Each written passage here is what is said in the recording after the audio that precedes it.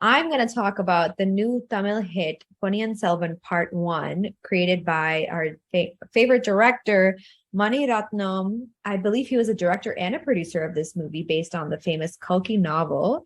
And basically, the you would think the synopsis of the movie is pretty simple. There's this Chola kingdom and it's completely under attack, both from threats that are internal and external. There's the crown prince Aditha, there is the younger brother Arunmori, and then there's the emperor Sundara Cholar, who are all for various reasons separated from each other. And they basically have one messenger going in between all three of them that are like getting their input on what they should be doing when all of these like outside kingdoms are posing threats, when someone internal is posing a threat to bringing the kingdom down. And you're like, it seems pretty straightforward. Now, plot twist. The person who's trying to bring down the kingdom from the inside is Aishwarya'S character Nandini, who is the former girlfriend of the older crown prince. And she's plotting to bring down the entire Chola Empire because her and her lover had to be separated for, they had their fights and they had their reasons, but for the sake of the kingdom, he chose to, be a man of his subjects and let his love go because he really needed to stay dedicated to his place as crown prince. And she's now like, you know what, like you basically just ruined my whole life. So she's trying to bring down the entire kingdom from inside. Wild plot twist. And you think that's enough. You're like, okay, wow, these women characters, like that's wild. No, throw in another love story of a spy who's in love with this gorgeous and super intelligent, like Chola princess Kundavai, who's played by actually a South Asian actress, Trisha.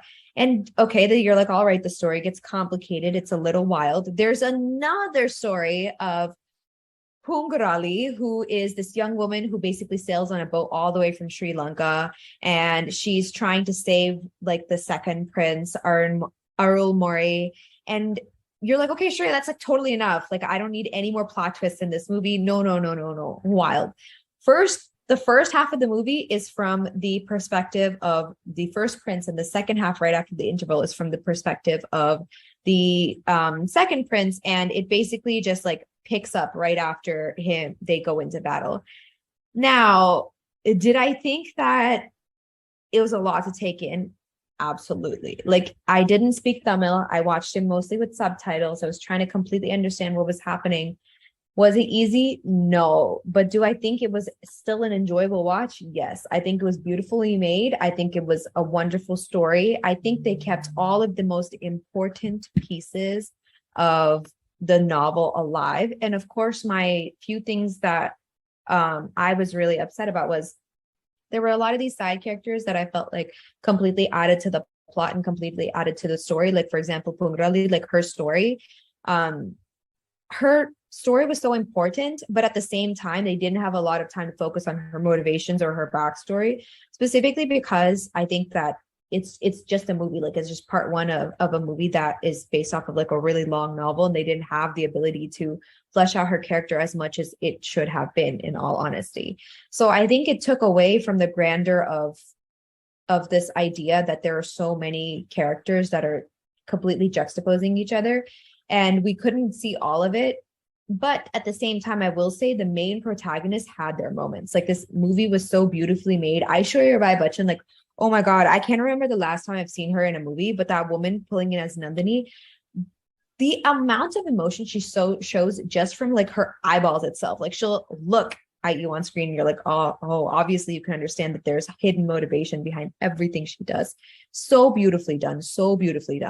And I think Vikram was actually the actor who played the older son, Aditha. Beautiful. JM played the younger son, Arun Mori. Beautiful. And it was Trisha who played, actually, I think Trisha kind of paled in comparison to the other three actors, won't lie.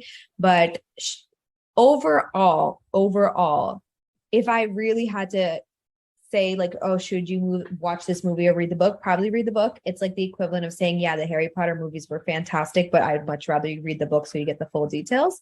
However, it was beautifully brought to life. Like the on-screen ideation of this whole epic kingdom that is under turmoil right now is beautifully done. The cinematography was beautifully done. The CGI was beautifully done. It kind of reminded me of a more KGF style movie. But if you're somebody who enjoys Game of Thrones and you enjoy strong female characters in times when like strong feminism wasn't a thing, you really will enjoy this movie. Now, do I believe you should watch it with subtitles the way I did? No, because I don't think I understood the beauty of the whole concept. But if you are someone who can find it in another language at the very least, or you do naturally speak Tamil, please go check it out. It is so beautifully done. And I think like every penny spent on it was a beautiful watch overall, especially for the characters, especially for the cast, if nothing else. But I think this is a part 1 of the movie, right? Part 1, Yeah, yes. there is a part 2 coming. Also. It is already in production. Yes. They have already said that by next November is the release. Is that correct? That's right. Yes. Yeah. All right. Well, any thoughts, Michael? Well, so Mani Ratnam is one who actually gave Aishwarya Rai a movie break in the first place. So it's apt that she actually is making a big cinema comeback with his movie too. Especially after many years of not doing a movie. Which is fantastic. I think he gives her a canvas that she explores pretty well, and what a fine actress she turned out to be, right? Beautiful, truly beautiful. I think like we forget how gifted she is sometimes. I saw her back on the screen, and I think Trisha is a beautiful actress, and I don't mean to compare them at all. But that woman expresses so much emotion with just one look, with just one with just one head nod, with just like with the eyebrow raise, like you can automatically tell there's more to her character in all the subtlety of her facial expressions. And it just goes to show how gifted she is and how talented she is as an actress. And I feel like she needs to make a true comeback. I know that she's taking less roles these days, but she needs to make a full comeback. Well, we just can't wait for part 2.